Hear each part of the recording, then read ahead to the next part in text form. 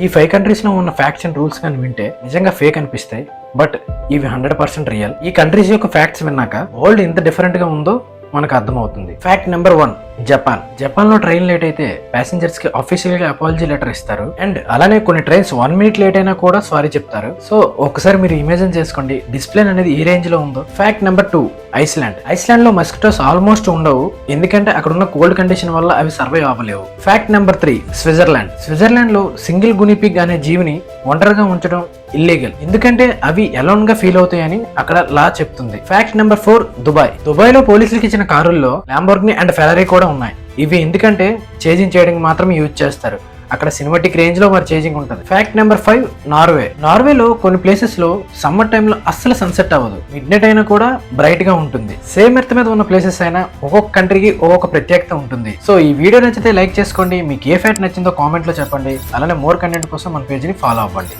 Thank you all.